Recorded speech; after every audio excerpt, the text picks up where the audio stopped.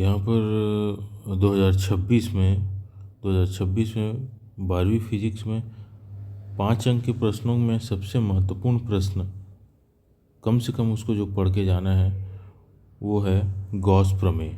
Gauss प्रमेय विद्युत क्षेत्र से गॉस प्रमेय और इसकी सहायता से रेखीय आवेश के कारण किसी बिंदु पर विद्युत क्षेत्र तीव्रता, ये सबसे ज़्यादा इम्पोर्टेंट, इसके आने की संभावना बहुत ज़्यादा है। रेखीय आवेश गॉस प्रमेय, रेखीय आवेश घनत्व, और बाकी और भी पढ़ना है तो संधारित्र पढ़ सकते हैं, यहाँ संधारित्र को भी पढ़ा जा सकता है, लेकिन गॉस प्रमेय कम से कम इस प्रश्न को तो करके ही जाना है। रेखीय आवेश घनत्व हो चाहे अनंत समतल चादर के लिए आवेश घनत्व, तो गॉस प्रमेय इसको करना ही करना है। तो इसमें विद्युत क्षेत्र से एक प्रश्न तो कन्फर्म इसको करना ही करना है। दूसरा, जब हम चुंबकीय क्षेत्र में देखते हैं तो चुंबकीय क्षेत्र में सबसे ज़्यादा महत्वपूर्ण जो यहाँ पर दिखाई देता है वो एम्पियर का परिपथी नियम और इसका अनुप्रयोग है धारावाही परिनालिका के कारण चुंबकीय क्षेत्र तीव्रता ज्ञात करना। ये सबसे ज़्यादा महत्वपूर्ण यहाँ पर 5 अंक के लिए इस वर्ष 2026 में लग रहा है। हाँ, इसके साथ और भी पढ़ना है तो 2 प्रश्न और दिखाई देते हैं, ये है चल कुंडली धारा मापिका और या फिर ये बायो-सेवर्ट नियम का उपयोग करके धारावाही कुंडली के अक्ष पर, ये दोनों को भी पढ़ा जा सकता है। लेकिन सबसे ज़्यादा महत्वपूर्ण जो दिखाई देता है यहाँ पर विद्युत क्षेत्र में गॉस प्रमेय, रेखीय आवेश वितरण, और ये इस तरीके का जो चित्र है, इसका चित्र इस तरीके का होता है ये वाला।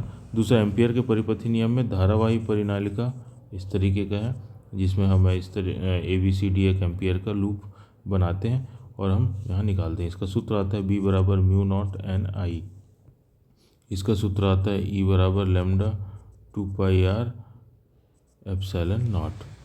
तो ये दोनों प्रश्न काफ़ी ज़्यादा इम्पोर्टेंट नज़र आते हैं, तो ये दोनों को तो करके ही जाना है।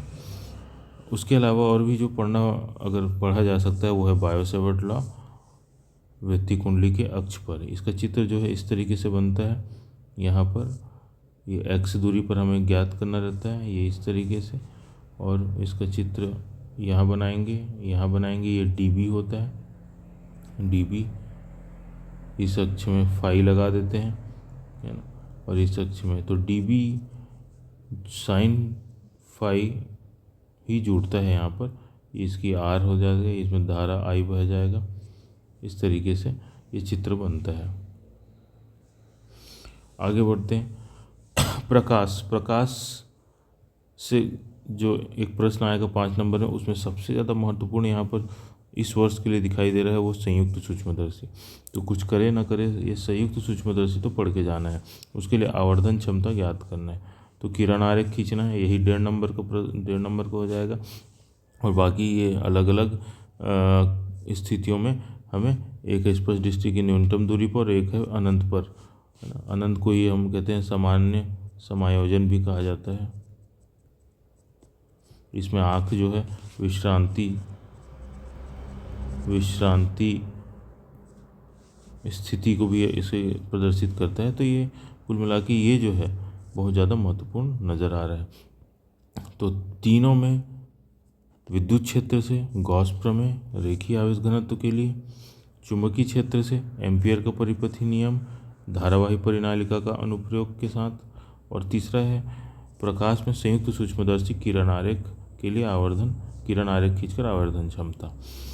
ये तीनों तो करना ही करना है। और उसके साथ अगर इसमें और भी किया जा सकता है तो वो है प्रिज्म के लिए अपवर्तनांक वाला सूत्र, या फिर गोली पृष्ठ के लिए ये वाला सूत्र म्यू ऋण 1/r बराबर म्यू बटा V 1/u।